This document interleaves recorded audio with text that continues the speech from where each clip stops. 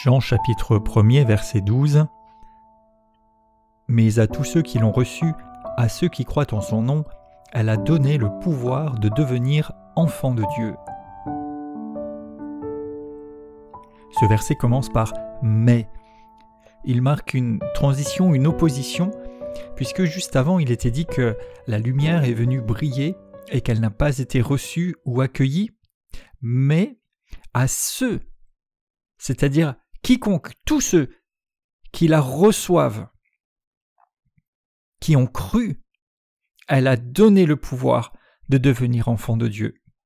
Donc il est question ici d'un choix volontaire, de recevoir, d'accepter, de croire, et alors on peut devenir enfant de Dieu. Il s'agit de saisir, de s'attacher à cette lumière, à cette vérité, de l'épouser, de ne faire qu'un avec elle, de croire en son nom. Croire implique quelque chose de continuel. Croire, c'est faire confiance, se confier. Il y a une stabilité, une continuité, une fermeté. La foi, ou bien la confiance, ce n'est pas juste quelque chose que l'on fait. En fait, c'est une posture, c'est une position. Le point central, c'est quelqu'un en qui avoir confiance. En fait, c'est l'objet de la foi qui est mis en avant.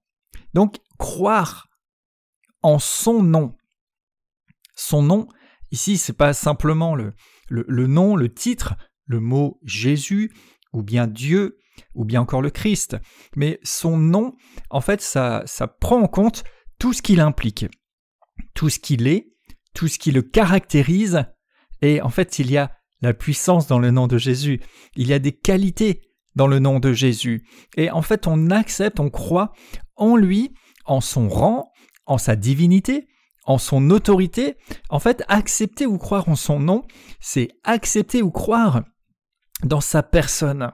Et le livre des Actes nous dit qu'il n'y a aucun autre nom par lequel nous devions être sauvés que le nom de Jésus. Lorsque les soldats sont venus arrêter Jésus, à la seule mention de son nom, ils sont tombés à terre sous la puissance que cela pouvait représenter. Et si on voit dans l'Ancien Testament, parfois, Dieu changeait le nom des personnes parce que à ce nom s'attachait une identité, une représentation. Et Jésus a reçu le nom qui est au-dessus de tout nom. Son nom, c'est Jésus. Dieu sauve. Et il y a aussi différentes facettes de son nom, de son œuvre, de sa puissance dans les Écritures. Donc croire en son nom, en fait, c'est croire dans qui il est, dans tout ce qu'il représente, dans toute sa manifestation. Et alors, si on le reçoit, que l'on croit en son nom, eh bien, il nous donne le pouvoir. Le pouvoir ici, c'est le droit, c'est une autorité légale, c'est une autorisation, une liberté, la force de devenir. C'est un changement d'état. En fait, quelque chose de nouveau vient à l'existence. Et il est fait ici référence à un moment précis. Et on devient enfant de Dieu. L'enfant au sens littéral du terme. Donc on est produit, on est né de Dieu, on devient son enfant légitime, sa descendance. Et le verset, bien sûr, se poursuit aussi en disant « lesquels sont nés ».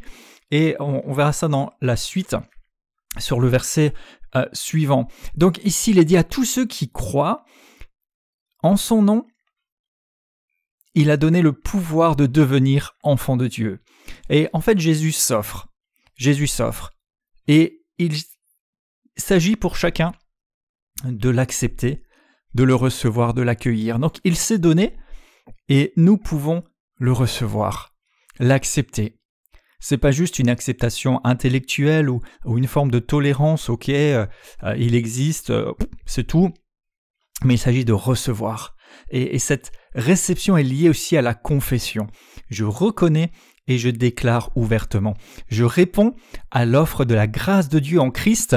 Et en fait, le salut, c'est une réponse personnelle qui nous donne la possibilité d'avoir une relation personnelle avec Dieu. Quiconque croit en lui peut être sauvé. Quiconque l'invoquera recevra le salut. On peut lire ça dans Jean 3,16, dans Romains 10 également, et il n'est pas ici non plus question seulement d'une déclaration ponctuelle en disant « bon ok, je te crois », mais il y a cet engagement de croire, de faire confiance de façon continue, de façon authentique, engagée, et de s'unir à lui. Et là, c'est quelque chose d'actif. Il dit ceux qui continuent de croire en son nom. Donc il y a une stabilité, une fermeté dans notre conviction. Et alors, lorsqu'on croit en Jésus, qu'on l'accepte, il y a un moment précis, un instant marqué où nous disons « Ok », nous cédons, nous renonçons peut-être à nos résistances, à notre autosuffisance, et nous acceptons cette lumière véritable qui est le Christ. Nous croyons en lui, et alors nous recevons le pouvoir, le droit, l'autorité de devenir enfants de Dieu. Et c'est en fait la nouvelle naissance qu'on peut voir à cet endroit-là. La nouvelle naissance, nous sommes recréés et nous recevons la nature divine.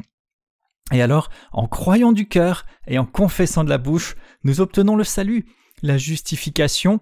Et Romains 8, verset 16, dit également que l'Esprit de Dieu témoigne à notre esprit que nous sommes enfants de Dieu. Donc c'est quelque chose qui vient créer un changement et une conviction intérieure. Nous savons que nous sommes ses enfants. La première épître de Jean, chapitre 3, verset 11, nous dit « Voyez de quel amour le Père nous a aimés pour que nous soyons appelés enfants de Dieu. » Donc cette invitation est ouverte. La lumière a été révélée, il est venu parmi les hommes, et maintenant nous pouvons le croire, l'accepter, le recevoir et dès lors être enfants de Dieu. Vous voyez, être un enfant de Dieu, ce n'est pas plein de bonnes œuvres, ce n'est pas plein d'efforts personnels, ce n'est pas tout un ensemble de rituels religieux, ce n'est pas l'appartenance ou l'adhésion à un groupe, à une institution quelconque, mais il s'agit de croire et de recevoir. Et alors, vous avez le droit, et si c'est votre position, vous êtes un enfant de Dieu et vous pouvez réclamer le fruit de ce statut parce qu'il vous appartient. Alors, nous pouvons croire, déclarer et accepter l'œuvre de Dieu et déclarer de toute notre force et avec confiance « Je suis enfant de Dieu, je lui appartiens, il est mon Père, il veille sur moi, il prend soin de moi. » Je vous encourage vraiment à saisir l'occasion aujourd'hui. Comme cette lumière qui a brillé, certains l'ont méprisée, ne l'ont pas reçue, l'ont laissée de côté. Aujourd'hui, vous pouvez le recevoir, l'accueillir, l'accepter, croire en lui et alors devenir véritablement un enfant de Dieu. Pas juste une acceptation traditionnelle ou intellectuelle que Dieu existe, mais une relation nouvelle, un changement d'identité. Aujourd'hui, si vous croyez et que vous le recevez, vous êtes enfant de Dieu. Alors je déclare, je suis un enfant de Dieu et je prie maintenant que l'amour céleste divin du Père soit répandu sur chaque auditeur. Et si ça n'a pas encore été le cas, qu'il puisse y avoir un déclenchement, une prise de conscience, un changement pour croire et recevoir le droit de devenir enfant de Dieu. Et si vous êtes déjà un enfant de Dieu, que vous soyez renforcé dans la confiance en celui qui est votre Père et dans votre statut, votre identité d'enfant de Dieu.